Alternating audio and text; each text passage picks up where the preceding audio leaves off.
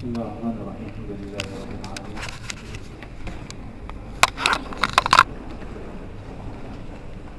وبه نستعين على أمور الدنيا والدين أشهد أن لا إله إلا الله وحده لا شريك له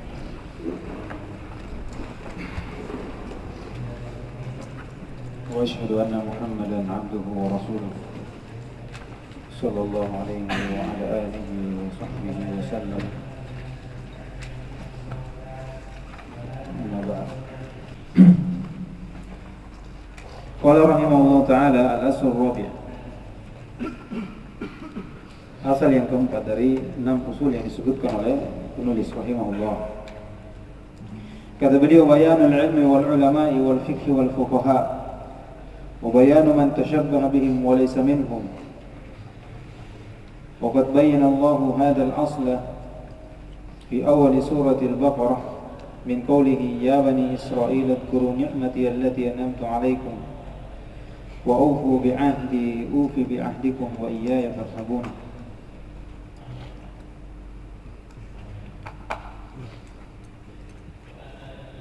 إلى قوله يا بني إسرائيل اذكروا نعمتي التي أنعمت عليكم وأني فضلتكم على العالمين.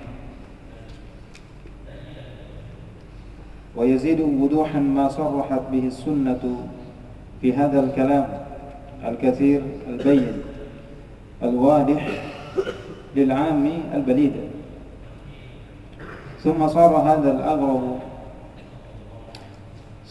هذا أغرب الأشياء وصار العلم والفقه هو البدع والضلالات وخيار ما عندهم لبس الحق بالباطل وصار العلم الذي فرضه الله تعالى على الخلق ومدحه لا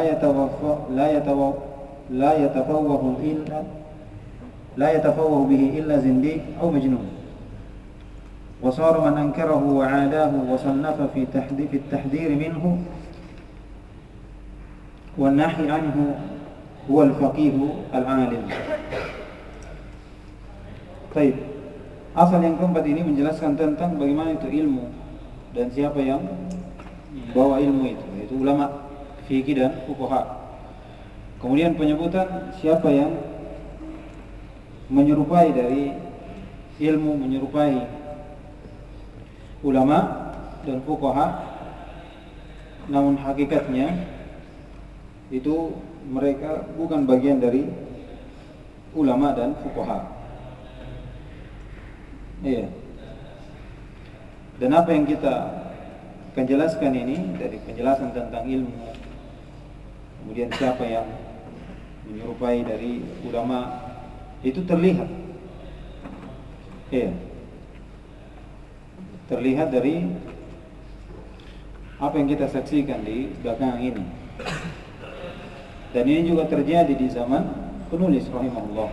Makanya dia sebutkan di sini bagaimana beliau ini menjelaskan asal yang perlu kita pahami, perlu kita kuatkan adalah bagaimana kita mengetahui ilmu dan bagaimana itu ulama, bagaimana itu fikih dan bagaimana itu fuqaha. Ya. Kata beliau bayanul ilmi al-asl rabi bayanul ilmi wal ulama wal fiqh wal fuqaha. Al-ilmu yang diinginkan di sini adalah ilmu syar'i. Ya. Dari Al-Quran dan Sunnah di atas pemahaman para salaf. Yang diinginkan ilmu di sini adalah ilmu syar'i dari Al-Quran dan Sunnah. Sebelumnya saya sudah sebutkan bahwasanya ilmu itu ada 3. Saya sebutkan dari ucapan siapa? Ibnu Abbas ya. Ibnu Abbas ya. Iya. Al-ilmu salasa ayatun natiqa sunnatul madiyah wa qaul la yadri. Itu saya dengar dari Syekh Abdullah itu dari ucapannya Abdullah bin Umar, bukan Abdullah bin Abbas.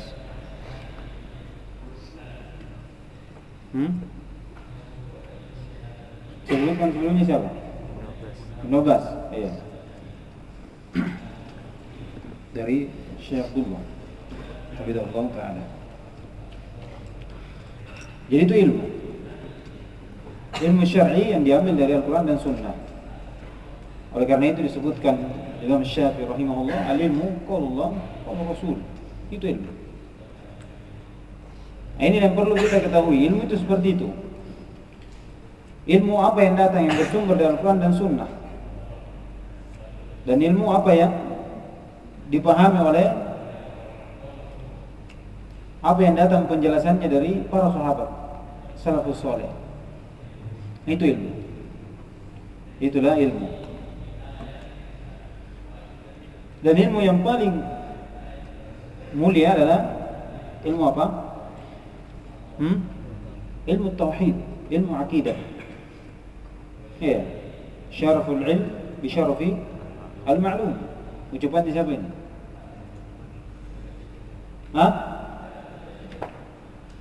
Ucapan siapa ini? Syaraful ilm bi syarafil ma'lum. Sudah lewat di awal-awal ini. Siapa? Umar bin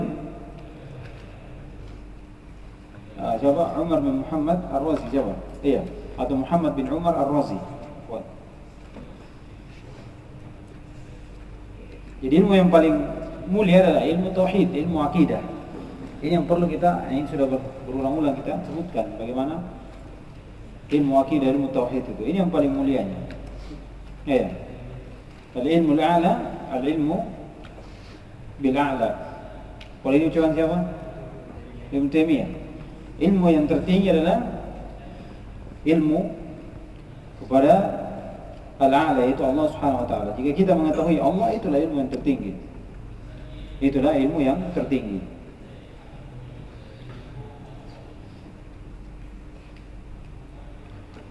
Baik.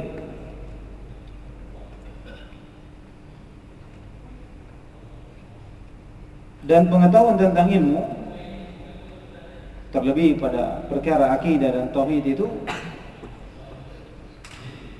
keilmuan kita terhadap nama dan sifat Allah, keilmuan kita terhadap rububiyah Allah Subhanahu wa taala, dan terlebih keilmuan terhadap uluhiyah Allah Subhanahu wa taala, uluhiyah Allah Subhanahu wa taala.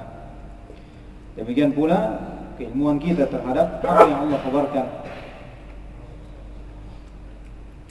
apa yang Allah ajarkan.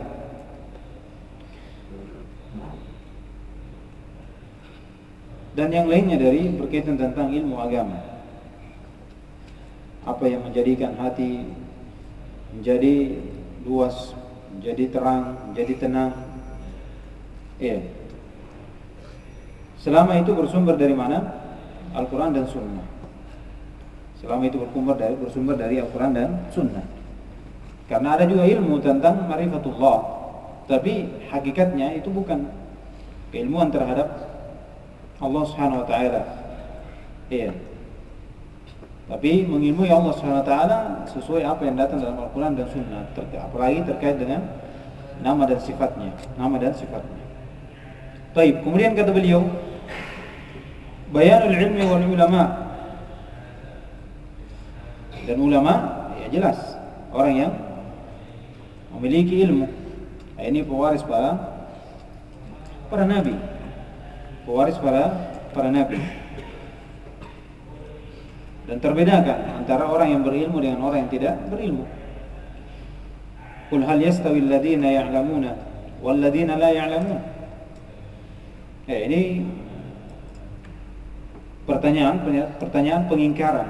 Artinya tidak sama orang yang tahu dengan orang yang tidak tahu. Iya. Bagaimana ulama itu orang yang diangkat derajatnya? Iya. Di sisi Allah Subhanahu wa taala. Sebagaimana disebutkan dalam Al-Qur'an, yarfa'ullahu alladhina amanu wal ladhina utul ilma darajat. Allah mengangkat derajat orang-orang yang beriman dan orang-orang yang memiliki ilmu dengan beberapa derajat. Inilah ulama. Ulama adalah orang yang mengetahui perkara-perkara agama dengan landasan Al-Quran dan Sunnah. ulama adalah yang mengetahui dari hal-hal yang berkaitan dengan agama, yang dapat menuntun kita kepada jalan yang benar, beri harapan kepada kita untuk mendapatkan kebaikan di sisi Allah Subhanahu wa taala,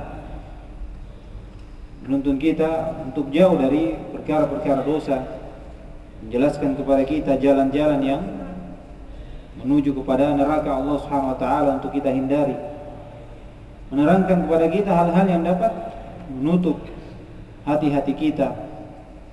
Begitu pula menerangkan kepada kita perkara-perkara yang baik yang dapat menyinari dari hati-hati kita. Itulah secara inti adalah mereka yang mengajak kita kepada jalan yang benar, mengajak kita untuk dekat kepada Allah,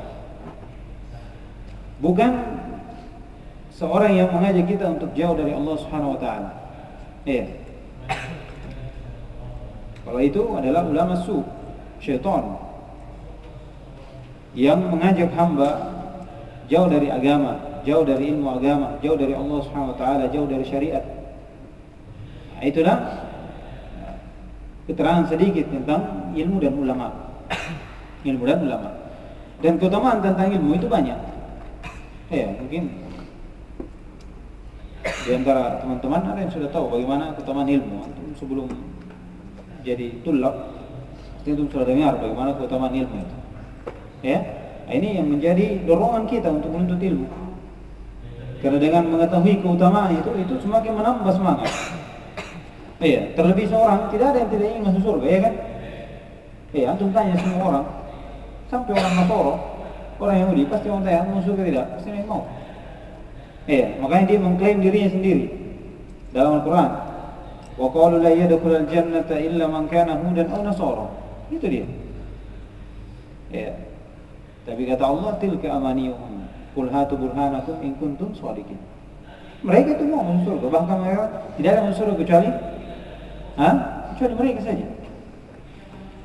Dan bagaimana kita mudah masuk surga? Allah Subhanahu wa taala atau Nabi sallallahu alaihi wasallam beri penjelasan, dorongan.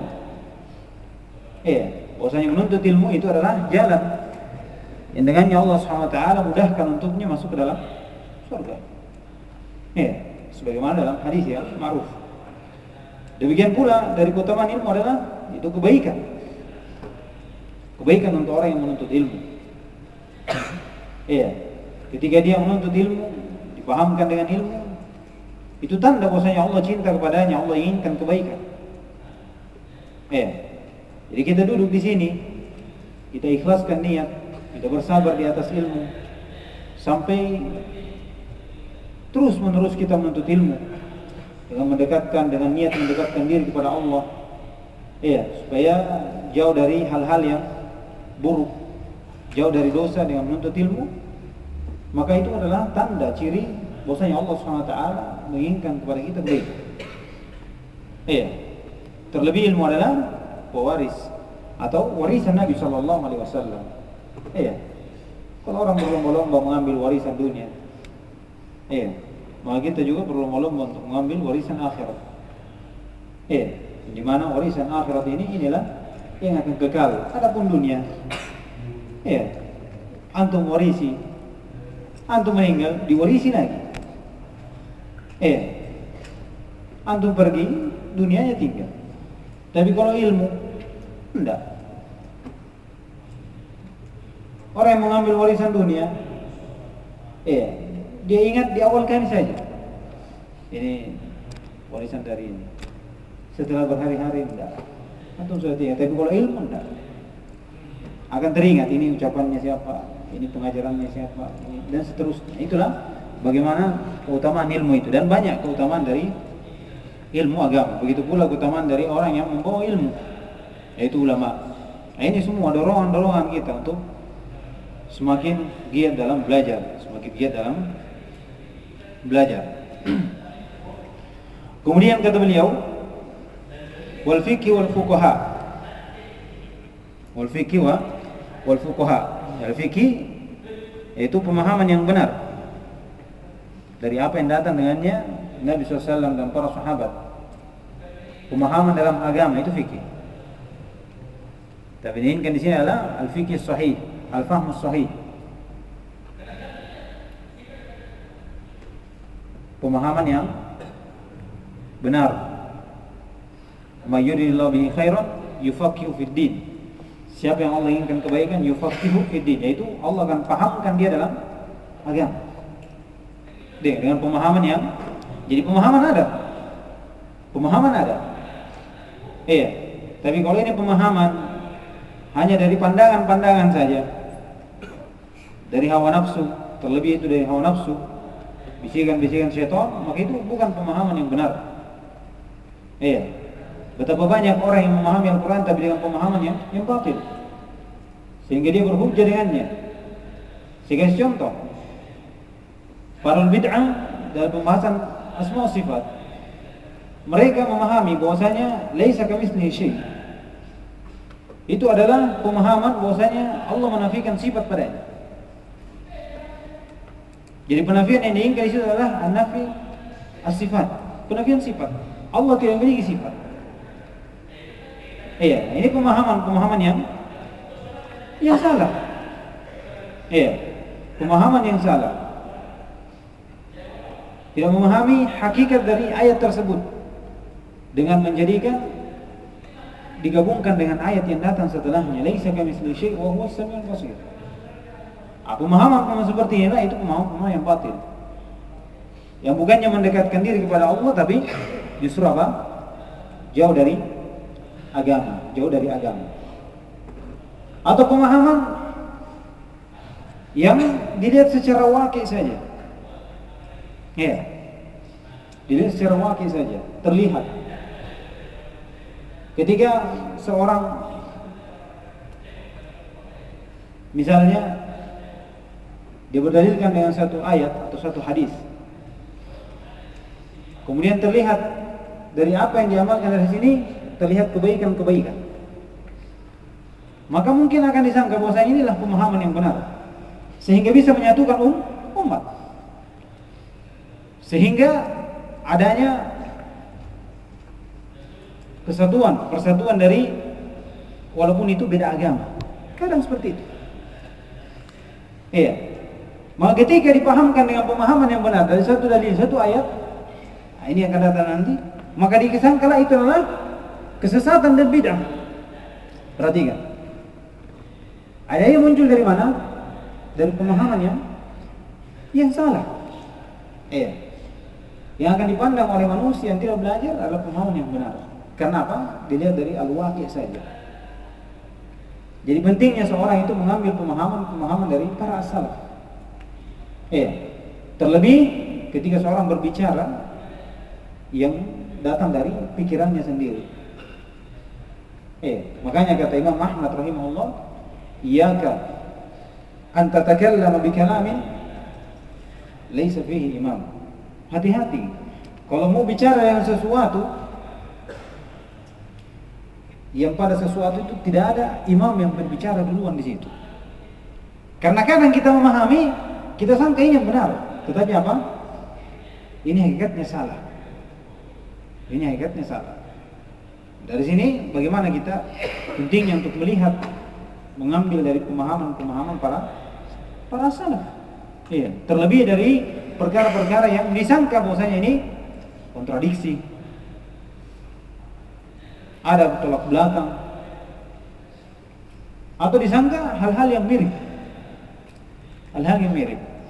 Iya, maka butuh kita untuk kembali kepada fuqaha yang memahami dari ayat tersebut atau hadis tersebut, bagaimana mereka mengambil sikap dari ayat-ayat atau hadis-hadis yang nampak untuk kita bertolak belakang.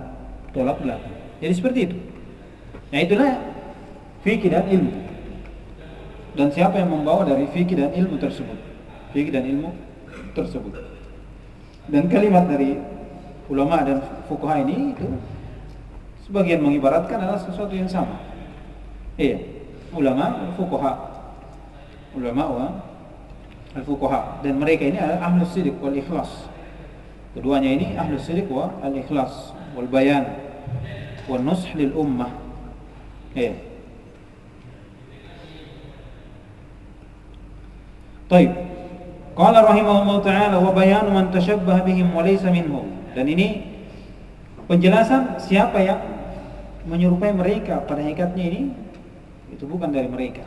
Nah, ini sudah kita berikan ciri-ciri tadi.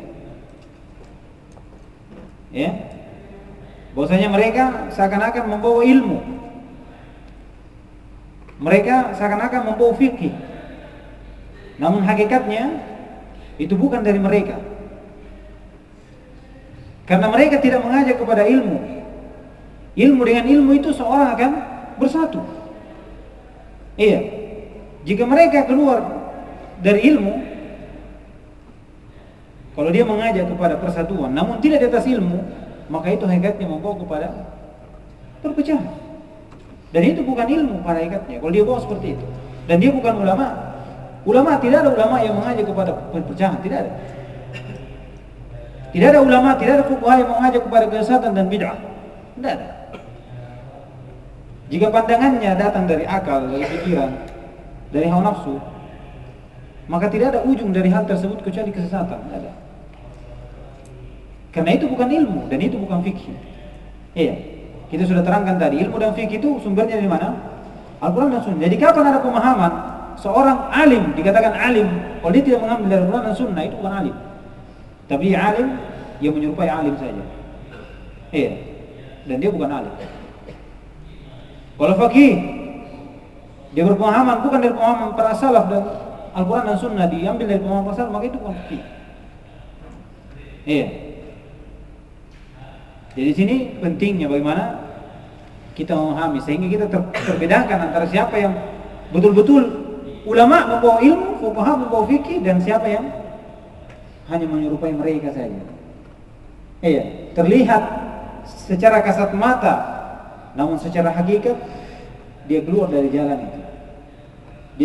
Dia justru berpaling dari ilmu yang sebenarnya. Ini yang pertama, dan yang kedua, hakikatnya dia mengajak kepada neraka dan kesesatan dan bid'ah. Tidak mengajak kepada surga, tidak mengajak kepada agama yang benar, agama yang sahih, pemahaman yang sahih. Kata beliau, waqad bayyana Allah hadzal asl fi awal surah Al-Baqarah min qawlihi ya bani Israil adhkuru ni'mati allati an'amtu 'alaikum wa awfu bi 'ahdikum ila qawlihi ya bani Israil adhkuru ni'mati allati an'amtu 'alaikum wa anni faddaltukum 'alal 'alamin. Jadi ayat ini itu menjelaskan kepada kita, memberi kisah kepada kita bagaimana ayat ini bercerita tentang orang Yahudi. Di antara mereka ada yang mendustakan dari apa yang datang dari Allah Subhanahu wa taala, dari petunjuk dan hidayah. Sedang mereka ini diberikan sesuatu dari Allah Subhanahu wa taala, kemudian dia dustakan, berpaling dari apa yang Allah Subhanahu wa taala berikan. Allah Subhanahu wa taala berikan kepada mereka ilmu, berikan kepada mereka hidayah. Iya. Kemudian mereka mengambil dari apa yang Allah Subhanahu wa taala berikan itu dengan kedustaan. Dengan kedustaan. Makanya dalam ayat itu diceritakan seperti itu dari kisah orang Yahudi. Dari ayat di surah Al-Baqarah ini. Di surah Al-Baqarah ini. Bagaimana hakikat ilmu itu. Iya.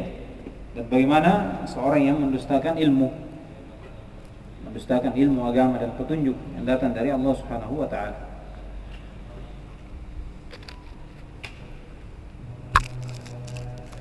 Kemudian kata beliau, wa yazidu wuduhan ma sarrahat bihi sunnah.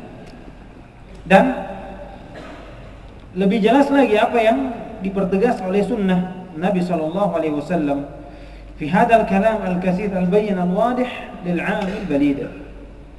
Iya. Dari apa yang datang dalam sunnah berkaitan tentang ilmu ulama fikih wal fuqaha. Iya. Banyak sekali bagaimana keutamaan ilmu itu, ilmu agama. Bagaimana keutamaan orang yang membawa ilmu agama? Bagaimana keutamaan orang yang diberi pemahaman? Iya. Bagaimana keutamaan orang yang faqih, fuqaha, ya bisa memahami Al-Quran dengan benar sesuai dengan para salafus soleh yang dipahami oleh para sahabat, tabi'in dan tabi'ut tabi'in. Jadi ini semua dengan apa yang datang dalam Al-Quran. Bagaimana keutamaan ilmu dan ulama fikih wal fuqaha. Lihat. Kemudian kata beliau, ini yang terjadi di zaman beliau. Sebagaimana yang sebelumnya. Bagaimana beliau menjelaskan tauhid, apalagi menjelaskan kesyirikan, apalagi menjelaskan ijtima', menjelaskan perintah ijtima' dan larangan dari. Yang pertama menjelaskan tentang perintah tauhid, menjelaskan tentang bahayanya kesyirikan dan larangan pada kesyirikan. Asal kedua menjelaskan tentang perintah kepada persatuan dan larangan pada pecah. Kemudian ketiga, bagaimana perintah kepada mendengar dan taat dan larangan untuk keluar memberontak pada pemerintah. Namun setelah itu beliau menjelaskan apa yang terjadi di zaman beliau. Iya, bahwasanya keadaan hakikat pada ilmu itu tauhid, kesyirikan, ijtima', tafarruq itu dibalik. Tauhid menjadi kesyirikan dan syirik menjadi tauhid. Ijtima' menjadi tafarruq, tafarruq menjadi ijtima'. Sampai disebutkan tidak ada yang mengajak kepada ijtima' kecuali orang zindik dan orang gila. Padahal jelasnya bagaimana itu perintah untuk ijtima'. Dan ketika orang pandai, orang alim bicara tentang hal tersebut, ya, maka dianggaplah itu adalah perpecahan. Itu adalah perpecahan. Iya. Kalau seorang ulama berkata bahwasanya seorang harus taat pada pemerintah walaupun pemerintah ini kejam. Sedangkan di luar sana sudah ada yang ingin mengkritik, sudah ada yang mengkritik pemerintah dengan besar-besaran, mengumpulkan massa. Ketika ulama bicara bahwasanya sehendaknya seorang muslim yang taat kepada Allah dan Rasulnya, dia mendengar pada pemerintah walaupun itu zalim. Maka apa yang dipandang oleh orang yang berkumpul ini? Engkau memecah belah umat. Kita ini bersatu untuk apa? Mencari keadilan. Kalau kau bilang seperti itu, berarti kau pecah belah umat. Ada yang menuntut keadilan dan ada yang biarkan begitu saja. Sedangkan semua orang ini butuh apa? Untuk keadilan. Mengatasnamakan Allah Subhanahu wa taala, mengatasnamakan agama untuk apa? Memberontak. Sedangkan dalam agama sendiri itu apa? Larangan memberontak dan perintah untuk taat kepada peradilan. Terbalik. Dan itu nampak, antum lihat. Iya. Kan terlihat. Ini bagaimana seorang kalau sudah jauh dari ilmu.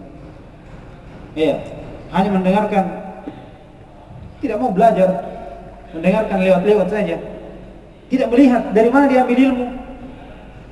Iya. Bagaimana dia menyampaikan ilmu. Tidak tahu di mana belajar. Iya.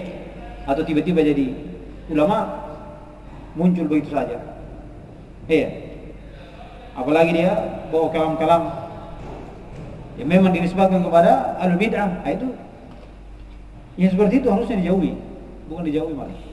Jangan pernah tengok. Jangan berani masuk situ. Iya, tes ilmu situ. Bagaimana kesesatannya ini? Ujung-ujungnya apa? Setan masuk juga. Kalau antum di situ, setan ikut. Iya. Bagaimana? Cocok kita? Dasar kayak apa? Tembok rapuh sudah dorong sedikit jatuh. Susah bangun.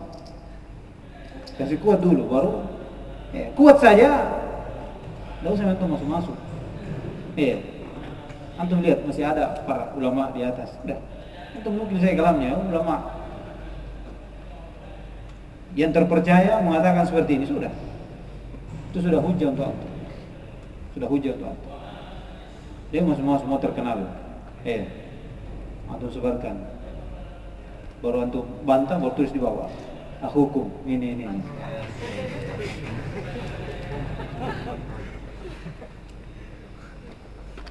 Iya. Jadi pokoknya fokus saja belajar. Antum akan tahu bagaimana kebatilannya orang-orang batil dan bagaimana hakikat kebenaran itu. Baik. Kemudian kata beliau di sini, ini sama juga ini. Summa sara hadzal aghrab al-asya. Kemudian jadilah ini sesuatu yang paling gharib. Iya, ilmu dan ulama sesuatu yang paling gharib. Iya. Kata Nabi SAW, "Bada al-Islamu ghariban wa sayaudu gharib." Dan itu sudah terbukti. Iya, alamatun nubuwah ini. Ilmu itu akan datang dalam keadaan asing dan pergi juga akan kenapa? Asing. Ini sudah yang zaman. Ini sudah di akhir zaman. Nabi SAW diutus antara dia dengan bi'sat, antara dia dengan diutusnya dia dengan hari kiamat itu hanya sebegini. Jaraknya berarti maksudnya dekat sekali. Itu ketika diutus Nabi SAW.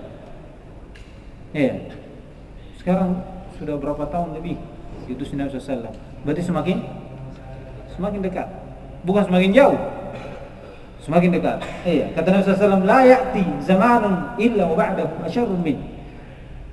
Tidak datang suatu zaman kecuali yang setelahnya ini akan lebih jelek dari yang sebelumnya.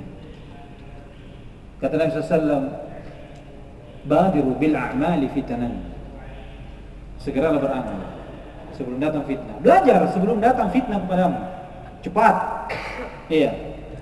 Fitnah itu akan cepat datang untuk menghasutmu. Jadi kalau tidak belajar sekarang, bisa-bisa seorang jatuh dalam bid'ah, jatuh dalam dosa dalam keadaan dia tidak tahu dan dia sangka itu ilmu. Kalau itu sudah tertanam, syubhat seperti itu sudah tertanam, itu lebih menggesernya itu, dibanding menggeser maksiat, itu lebih mudah menggeser maksiat daripada menghilangkan syubhat al-bid'ah al-batil dalam otak. Kenapa? Karena itu dikatakan ilmu, dan yang mengatakan ini tasyabbuh bil ulama. Tasyabbuh bil ulama. Jadi kalau antum tidak belajar dengan benar, maka khawatir seorang akan jatuh dalam hal tersebut, terkena. Kata beliau, "Summa sara hada aqrab al-asya." Lihat. Jadilah sesuatu yang paling gharib. Wa sara al-ilmu wal fiqh huwa al-bid'ah wad dalalah. Jadilah ilmu dan fikih itu menjadi bid'ah dan kesesatan. Lihat. Bid'ah dan kesesatan. Diterangkan ilmu, diterangkan jelas-jelas datang hadisnya. Dikatakan apa? Ini bid'ah dan kesesatan. Terus yang mana ilmu kalau begitu? Ilmu itu yang datang dari Syekh Fulan bin Fulan, dari Imam Fulan bin Fulan. Terus bagaimana pemahamannya? Pemahamannya dari madhab ini dan itu, dari Fulan bin Fulan, dari fakih ini dan seterusnya. Lihat, kita tahu siapa yang ngomong, kan? Padahal sudah diperhadapkan apa? Ilmu yang benar, yaitu dalam Quran dan Sunnah, pemahaman yang benar. Kita datangkan dari ucapannya para salaf.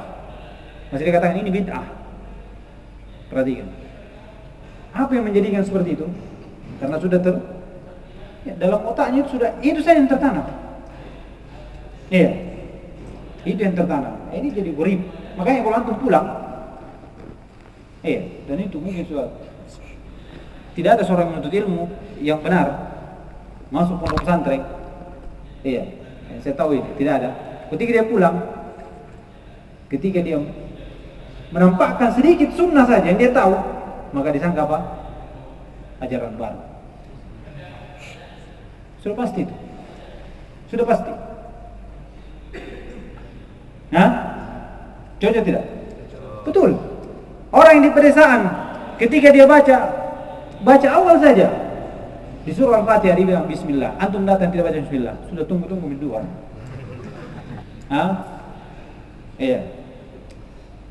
Dan itu banyak.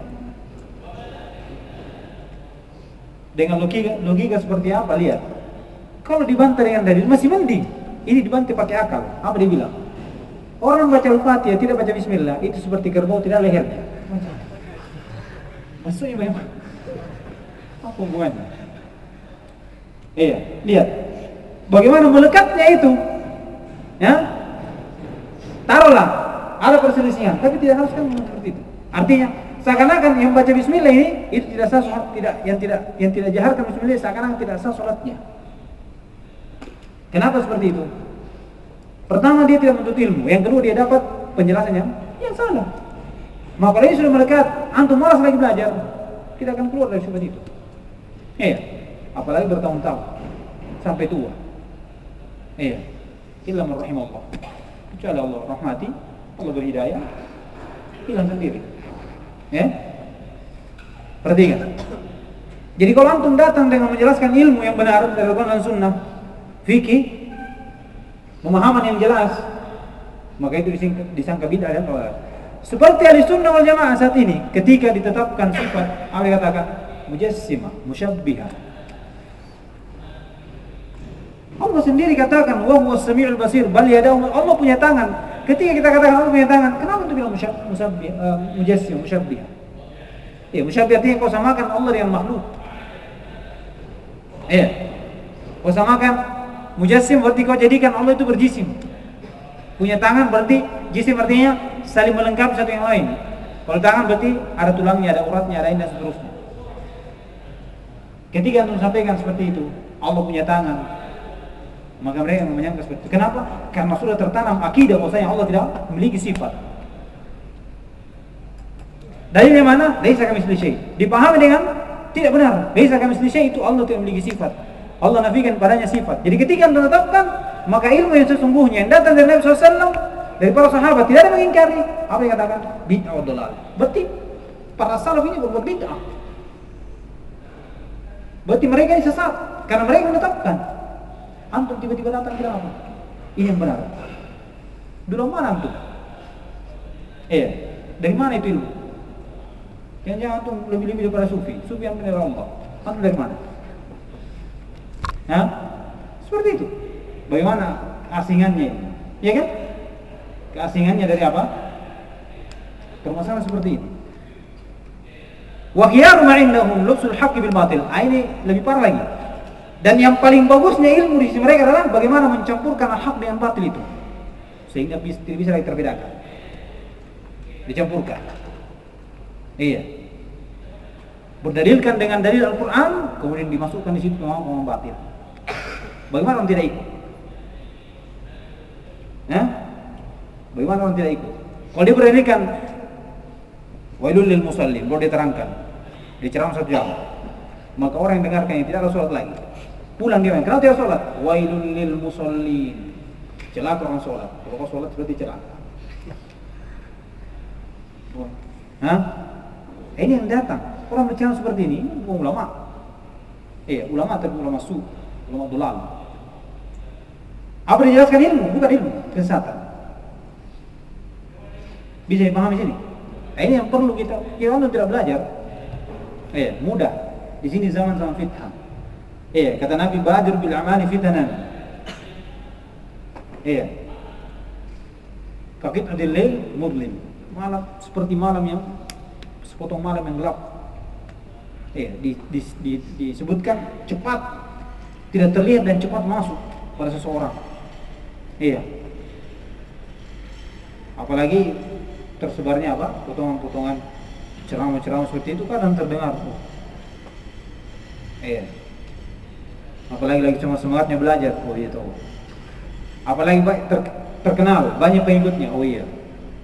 Tidak dilihat dari situ. Tapi kalau dia punya landasan Quran dan Sunnah, pasti akan apa? Tertahan dulu, benar atau tidak ini?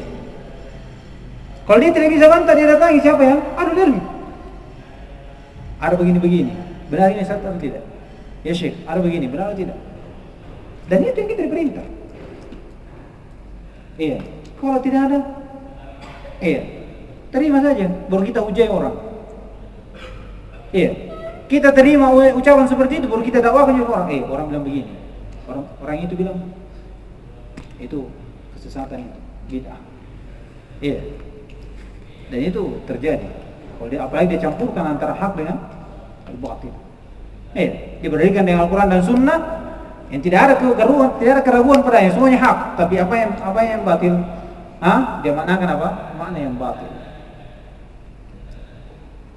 Dia mengatakan apa? Makna yang batin. Bagaimana kalau datang antum? Allah tidak memiliki sifat. Mana dalilnya? Laisa kamitslihi syai'. Hah? Orang akan percaya. Kenapa kamu bilang ahlul bid'ah dia, sedangkan dia pegangannya apa? Al-Quran dan Sunnah. Apa tuh jawab? Hah? Bagaimana jawabannya tuh? Memang yang berpegang orang mengambil Al-Quran dan Sunnah itu bid'ah, pro bid'ah. Apa dia jawab? Iya. Hah? Apa jawabannya? Iya, pemahamannya yang salah. Pemahamannya yang salah. Sama juga dengan yang tadi, yang pertama itu. Dia menggunakan lafaz tauhid. Apa tauhid isi mereka? Hah? Menyerahkan sedikit ibadah kepada orang soleh. Tapi dengan lafaz apa? Itulah tauhid. Dan apa yang dipahami tauhid dalam Al-Quran? Sesuatu yang bagus. Hah? Menjadikan manusia masuk surga tanpa hisab wala adab. Menjadikan manusia selamat dari api neraka. Itulah tauhid. Apa dimanakan tauhid? Memberikan apa? Sedikit ibadah kepada orang soleh. Cinta, hubbu, gulu kepada orang soleh. Al-hubbu ma'allah. Apa itu kesyirikan? Hubbu, cinta saja, tidak ada gulu.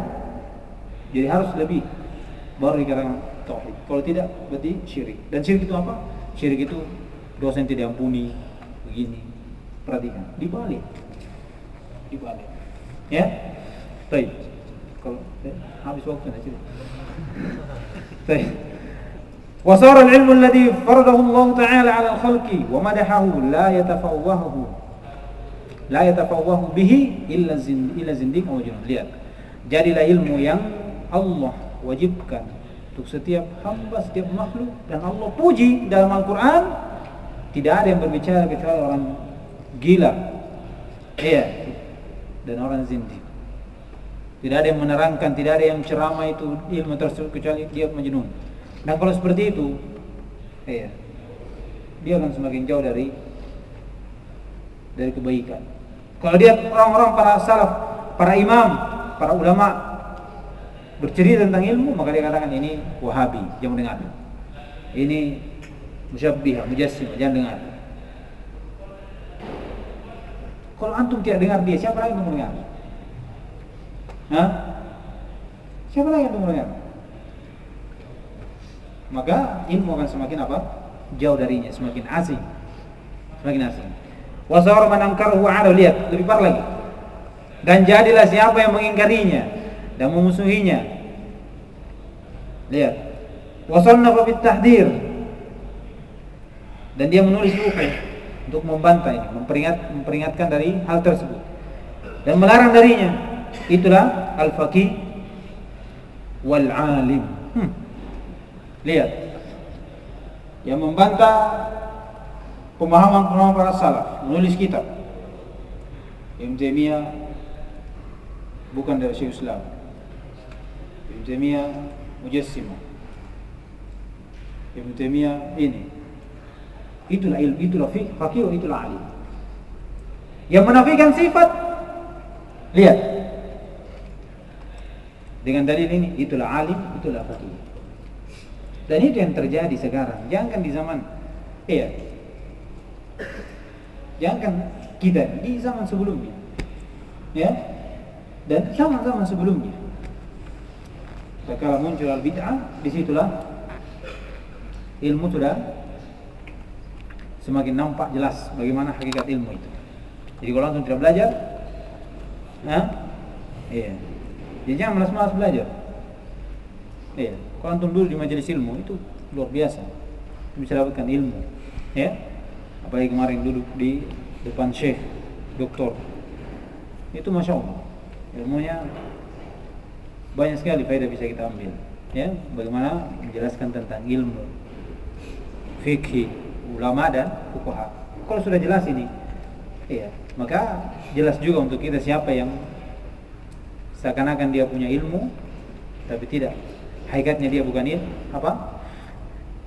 kita akan tahu apa itu ilmu, dan kita bedakan juga bahwasanya kadang sesuatu itu dikatakan ilmu pada hakikatnya bukan ilmu, dan seorang dikatakan ulama pada hakikatnya dia bukan ulama, atau ulama tapi ulama dhalal, ulama su. Sekira cukup dulu ini di asal yang keempat. Lewat